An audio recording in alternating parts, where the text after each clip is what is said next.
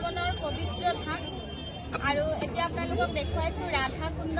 বৃন্দাবনৰ যি ৰাধাকুণ্ড বুলি কয়, আমি আচলতে মহাভাৰতত দেখিবলৈ পাওঁ যে ৰাধাকুণ্ড আৰু শ্যামকুণ্ড ত্ৰিদেৱীৰ মিলনত, গংগা যমুনা সৰস্বতী ত্ৰিদেৱীৰ মিলনত এই ব্ৰহ্মক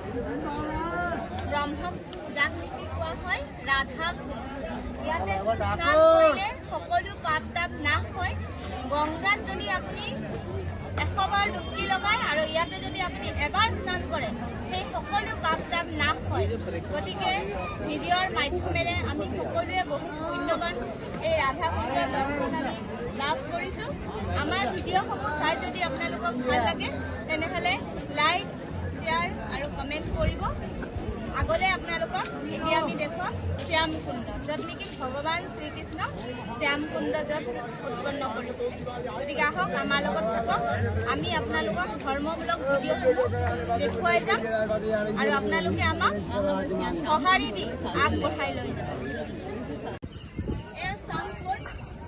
শ্ৰীকৃষ্ণ ভগৱান এবাৰ তেওঁৰ সখাসকলৰ লগত গোবৰ্ধন পৰ্বতত যেতিয়া গৰু চৰাই আছিলে, তেতিয়া কৃষ্ণাসুৰ নামৰ এজন অসুৰ আছিলে, যিয়ে নেকি গৰুৰ ৰূপ ধৰি পেলাই ভগৱান শ্ৰীকৃষ্ণক আক্ৰমণ কৰিছিলে।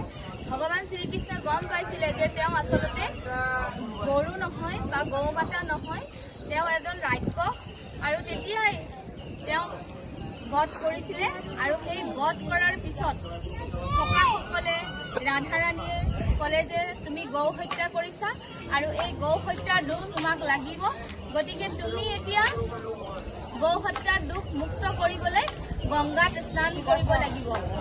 সেই বুলি তেওঁক যেতিয়া সকলোৱে ক'বলৈ ধৰিলে, তেতিয়া ভগৱান শ্ৰীকৃষ্ণই নিজৰ বাঁচৰি বজাই সকলো দেৱ দেৱীক ইয়াত আগমন কৰিছিলে আৰু আগমন কৰি সকলো দেৱ দেৱীৰ আশীৰ্বাদতে এই কুণ্ডটো উৎপন্ন হৈছিলে, যাক য'ত নেকি ত্ৰিদেৱীৰ মিলন ক্ষেত্ৰ বুলি কোৱা হয়।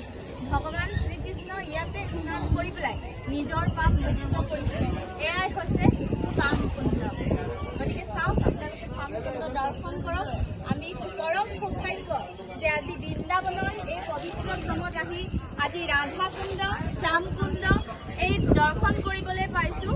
গতিকে নিজকে খুব ধন্য বুলি মনত ভাবিছোঁ, লগতে আপোনালোকেও ধন্য ভিডিঅ'ৰ মাধ্যমেদি যিহেতু দৰ্শন পাব। এয়া চাওক কি সুন্দৰ, সকলো ভক্তগণ আহি ইয়াতে স্নান কৰিছে, পূজা অৰ্চনা কৰিছে।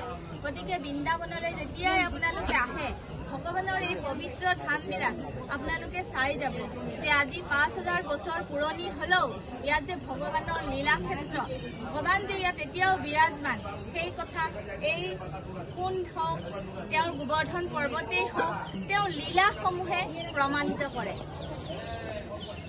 গতিকে আপোনালোকক দেখুৱাইছোঁ, আহি খুব ভাল লাগিছে। নিজকে ধন্য যেন মনত ভাবিছোঁ, নিজে যেন আমি ধন্য হৈছোঁ আজি এই পবিত্ৰ ঠাইখনত আহি পেলাই।